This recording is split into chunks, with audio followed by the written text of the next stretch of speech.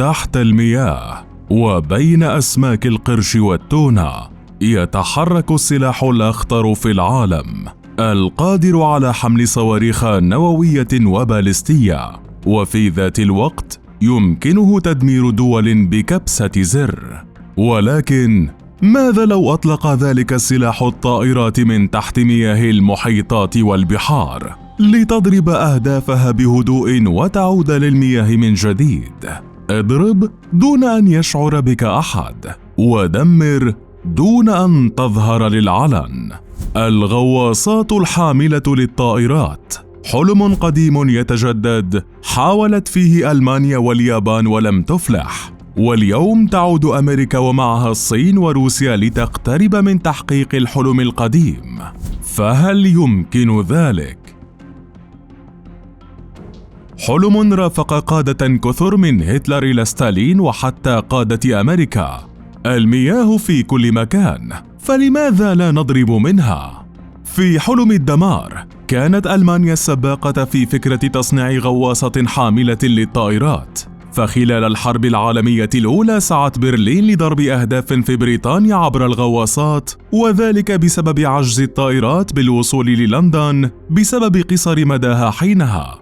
ففي العام 1915 نفذ الجيش الألماني أول اختبار عملي لتلك التجربة، إذ أطلق طائرة من طراز FF-29 من على ظهر غواصة SMUM-12، وحينها باتت أول غواصة تطلق طائرة وهي في عرض البحر. لكن الأمر لم يتكرر، حيث تخلت ألمانيا عن تطوير المشروع بسبب نهاية الحرب، كما أن التجربة فشلت عند هبوط الطائرة، إذ لم تتمكن الغواصة من الغطس مجددا خلال وجود الطائرة على سطحها. لكن الفكرة ألهمت بقية الدول محاولين تحقيق الحلم. فما بين الحربين الأولى والثانية عملت كل من فرنسا وإيطاليا وبريطانيا وأمريكا واليابان على تعديل وتطوير بعض الغواصات لتكون قادرة على حمل وإطلاق الطائرات، وذلك لأغراض استطلاعية أو مع حمولة خفيفة وفي بعض الأحيان معدومة. وما إن اندلعت الحرب العالمية الثانية حتى أظهرت فرنسا أول تجاربها، وذلك من خلال غواصتها سوركوف، التي كانت تعتبر أكبر غواصة في العالم، والتي صممت لتكون سفينة تحت الماء كما قال عنها الفرنسيون، وليس مجرد غواصة، حيث حملت معها طائرة مراقبة وضعت في حظيرة عائمة مدمجة معها. تعمل الطائرة على توجيه النيران بشكل دقيق لمدى يصل إلى 24 كيلومتر، وبالفعل نجحت عملية الإطلاق. لكن المشكلة ذاتها واجهت الفرنسيين، حيث عجزوا عن تنفيذ عملية الهبوط وألغي المشروع من جديد. أما في آسيا فكانت اليابان قد طورت العشرات من الغواصات الحاملة للطائرات، إذ قامت ببناء 47 غواصة يمكنها حمل وإطلاق الطائرات البحرية. وآخر الغواصات من هذا النوع التي تم بناؤها هي سانتوكو تايب آي 400، والتي يقال أنها تمتعت بأداء وقدرات عديدة تمكنها من إحداث أضرار كبيرة في أساطيل العدو، حيث كانت جميع تلك الغواصات تحمل طائرات عائمة بعضها طائرتان أو 3 طائرات. ورغم ذلك كان لتلك الغواصات تأثير محدود في الحرب، إذ لم تستخدم سوى 2 منها لتنفيذ هجمات ضد الأراضي الأمريكية، أما البقية فلم يتم نشرها مطلقا خلال الحرب، خصوصا في الفترة الأخيرة، حيث كانت واشنطن متقدمة خطوة للأمام على اليابان دائما، فأجبرت الأخيرة على التخلي عن استخدام تلك الغواصات في العديد من العمليات، منها مهمة الهجوم على قناة بنما، وذلك بسبب تجمع القطع البحرية الأمريكية قرب الجزر اليابانية. ومن ثم رفعت اليابان الراية البيضاء معلنة الاستسلام.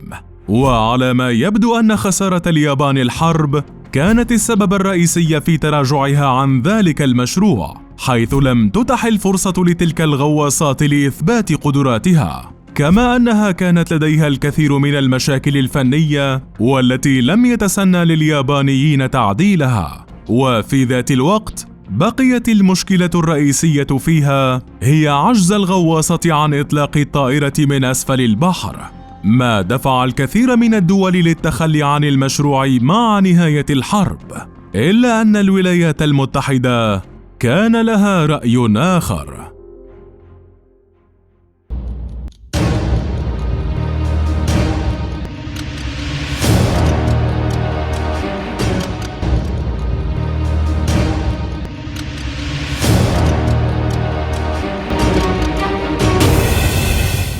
خلال الحرب العالمية الثانية، أثبت للولايات المتحدة أمر مهم، وهو قيمة حاملات الطائرات البحرية بالنسبة لها، لكن في ذات الوقت كانت تحمل الكثير من المخاطر، على رأسها أنها مكشوفة دائما للأعداء ويمكن اصطيادها بسهولة. ومع اشتداد وتيرة الحرب الباردة مع الاتحاد السوفيتي، عادت فكرة الغواصات الحاملة للطائرات إلى واشنطن من جديد، حيث وضعت البحرية الأمريكية نموذجا لها وأطلقت عليه اسم AN-1، والذي كان من المفترض أن يحمل 8 مقاتلات تخزن داخل بدن الغواصة وليس بجسم ثانوي. وبالطبع حتى يتم إطلاق المقاتلات كان على الغواصة أن تطفو على السطح وتوجه تلك المقاتلات بشكل مستقيم، وذلك ليتم إطلاقها عموديا من خلال سكة حديدية تدفع الطائرات بسرعة وارتفاع محدد تمكن المقاتلات من التحليق بأريحية.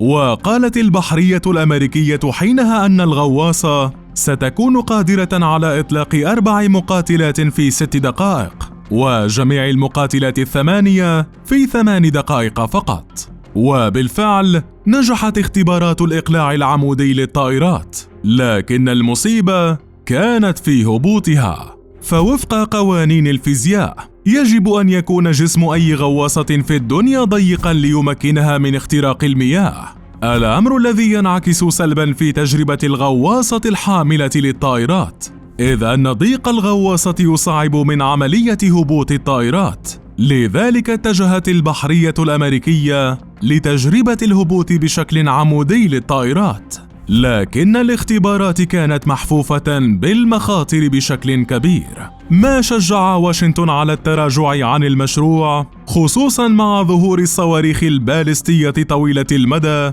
والقادرة على حمل أسلحة نووية. كما استمرت واشنطن في تطوير أسطولها من حاملات الطائرات، والتي بالرغم من عدم قدرتها على الاختباء لكنها بقيت ذات جدوى أكبر من مشروع الغواصة الحاملة للطائرات حينها.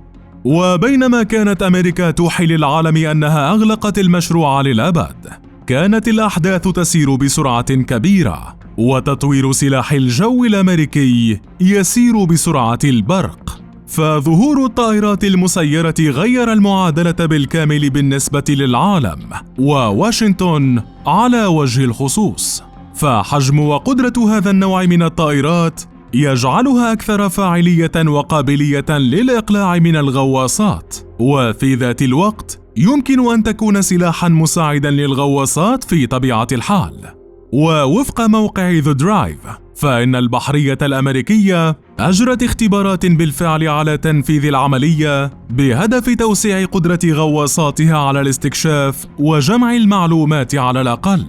ووفق تقرير لذات الموقع السابق في العام 2019، فإن البحرية الأمريكية وبالتعاون مع شركة لوكهيد مارتن تعمل على نموذج غامض ومثير للاهتمام في ذات الوقت، وهي الطائرة المسيرة متعددة الأغراض MPUAV، حيث تسعى الشركة الأمريكية لتطوير طائرة مسيرة كبيرة وفي ذات الوقت تعمل بمحرك نفاث، ويمكن للغواصة إطلاقها واستعادتها، وكل هذا وهي تحت الماء تماما، لتقضي بذلك على العقبة الأكبر في المشروع، حيث تسعى الشركة لإطلاق الطائرة عبر أنبوب صاروخي معدل سيضاف للغواصة الأمريكية المرعبة أوهايو، ويتم الإطلاق من عمق 150 قدما، بحيث تطفو المسيرة للسطح كقطعة فلين، ثم تعمل معززات الصواريخ على دفع الطائرة،